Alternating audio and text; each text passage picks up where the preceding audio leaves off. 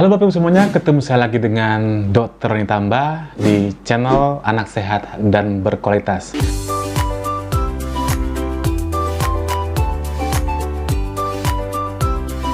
Apa kabarnya Bapak Ibu semuanya? Saya mendoakan agar kita semuanya dalam keadaan sehat selalu ya.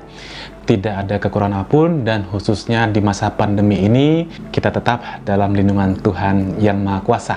Kali ini saya akan membawakan satu topik. Topiknya adalah tentang happy hypoxia. Sekarang kan banyak itu orang yang membicarakan, kok ada orang itu tiba-tiba tidak sadarkan diri, atau misalnya dia tiba-tiba fatal, padahal sebelumnya tidak apa-apa. Nah, itu sekarang disebut orang sebagai happy hypoxia. Tidak berpanjang lebar lagi, kita coba menelisik apa itu happy hypoxia.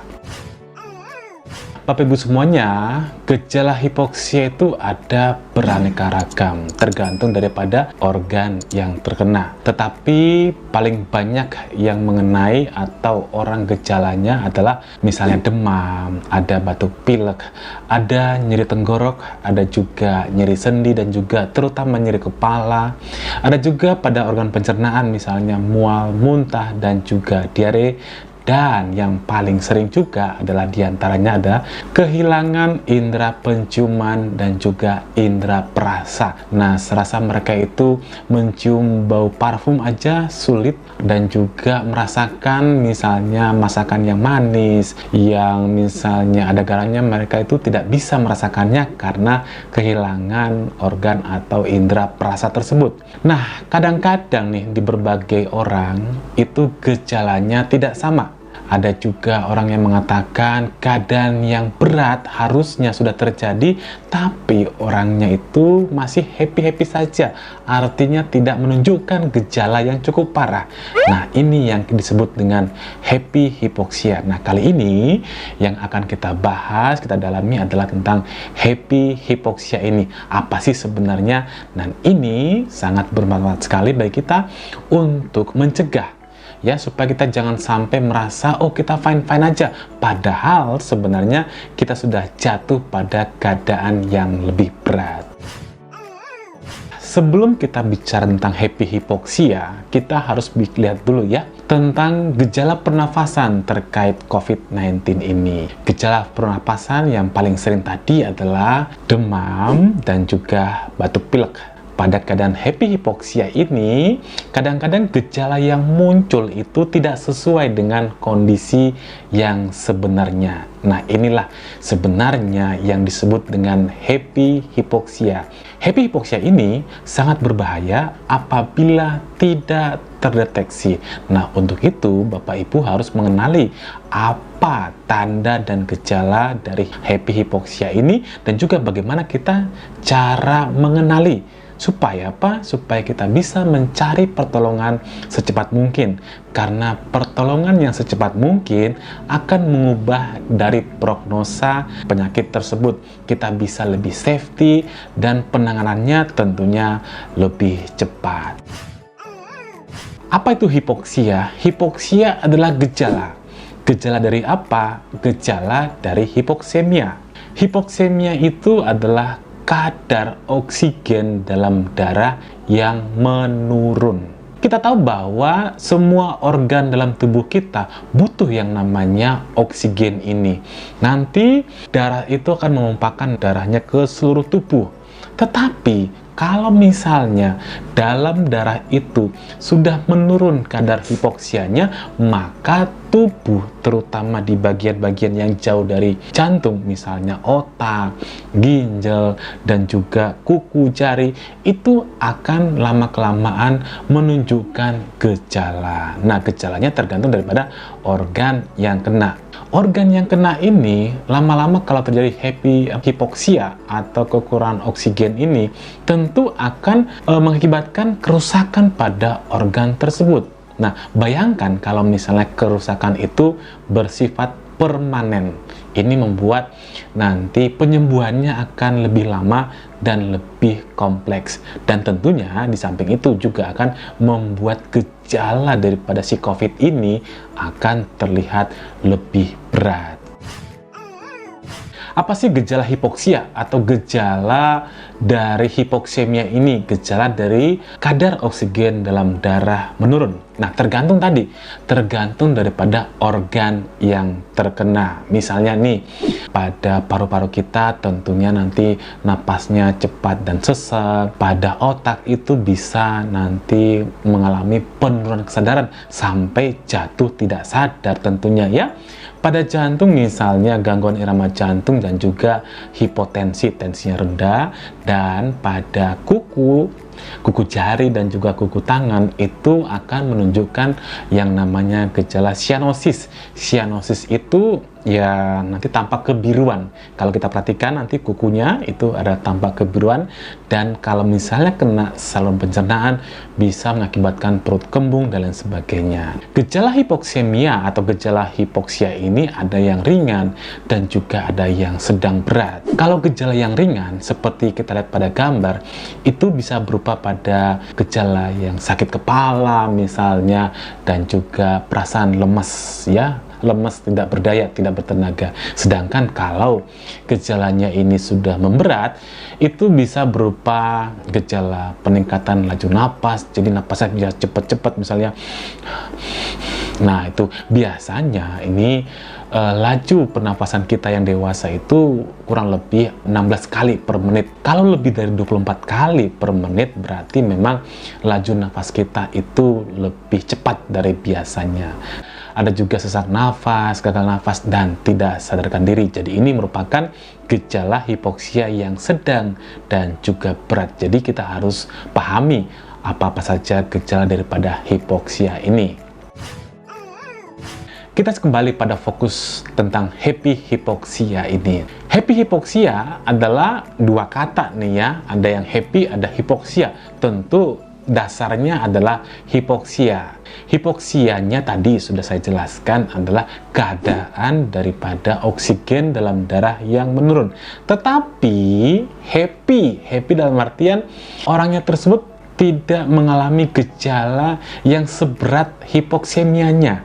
Misalnya nih, kadar oksigen dalam darahnya sudah sangat menurun, misalnya 70-80, tapi orangnya masih tampak sadar, masih bisa beraktivitas, misalnya walaupun sudah mulai lemas, tapi masih bisa ngomong, masih bisa misalnya jalan dan sebagainya, masih bisa. Itu namanya happy hipoksia. Dimana harusnya kalau saturasi oksigennya kita menurun, akan mengalami namanya tanda dari kekurangan oksigen ini. Misalnya tadi sesak nafas, terengah-engah, sakit kepala, gelisah, dan sebagian kulit tadi, ujung kuku, jari dan tangan kita kebiruan tadi. Nah, gejala happy hipoksia ini nanti kalau lama-kelamaan akan ditandai dengan perburukan, yaitu batuk yang terus-menerus tanpa henti, dan juga tubuhnya makin terasa lemas, dan kuku atau misalnya ujung jarinya itu akan tampak semakin membiru. Jadi inilah sebenarnya definisi dari happy hipoksia ini.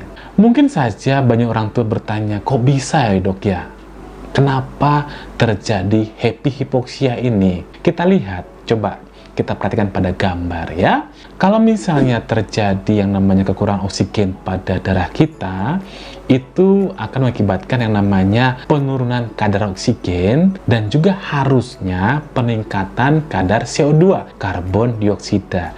Tetapi karena dua hal, yaitu desensitasi daripada kemoreseptor dari perifer dan juga mekanisme yang kedua, itu depresi sentral daripada kemoreseptor, sehingga turunnya oksigen ini tidak selalu dibarengi dengan kenaikan CO2 yang terlalu tinggi. Nah, ini mekanisme kompensasi istilahnya. Nah, maka terjadilah happy hipoksia ini.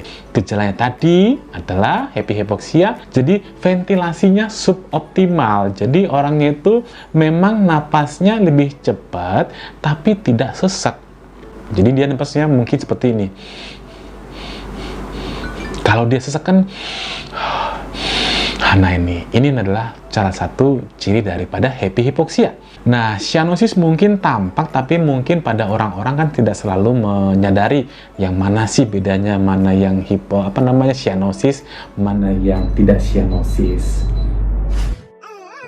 Kemudian bisa kita lihat dari no anxiety, artinya dia tidak terlalu ada kecemasan, no dyspnea atau tidak terlalu sesak dan lain sebagainya. Nah, ini merupakan mekanisme dari happy hypoxia ini. Nah, kita lihat gejala tadi sudah saya jelaskan ya. Gejala dari happy hypoxia ini tentu yang pertama adalah nanti gejala COVID-nya akan bertambah. Nah, kenapa bertambah? Karena kita tidak menyadari bahwa organ-organ tubuh kita akan semakin memberat kerusakannya. Batuknya bertambah dan juga menetap tentu karena memang paru-paru kita akan semakin rusak, keluhan semakin lemes. Kenapa semakin lemes? Tentu karena memang otak kita kekurangan pasokan dari oksigen tadi, dan juga warna bibir dan juga ujung jari kita akan semakin tampak biru. Untuk itu, maka kita harus pantau saturasi oksigen. Saturasi oksigen ini merupakan nilai yang menunjukkan kadar oksigen dalam darah kita. Ada dua caranya untuk pemeriksanya. Yang pertama dengan pemeriksaan darah, dan yang kedua adalah dengan alat yang namanya oximetry. Nah, kalau misalnya diperiksa darah itu nanti diambil darah arterinya, lalu diperiksa di laboratorium, akan keluar hasil berapa sih kadar saturasi oksigen dalam darah kita. Nah, itu kan ribet. Nah, maka yang disarankan di musim-musim ini adalah pemeriksaan dengan alat oximetry. Alat oximetry ini simple dia. Mestinya gampang dan mungkin juga harganya tidak terlalu mahal. Mungkin sekarang mahal karena lagi musim COVID ya. Kalau dulu sih nggak terlalu mahal. Nah, caranya itu biasanya nanti dijepitkan ya, alatnya itu dijepitkan di kuku kita. Nanti mekanisme kerjanya adalah sinar inframerah yang dari alat tersebut akan memantulkan ke pembuluh darah kita, lalu akan dilihat angka berapa yang ditunjukkan. Nah, itu caranya ya. Biasanya pada alat oximetry itu ada dua angka, yaitu yang pertama adalah angka dari saturasi oksigen kita. Nanti itu akan kelihatan ya, SpO2.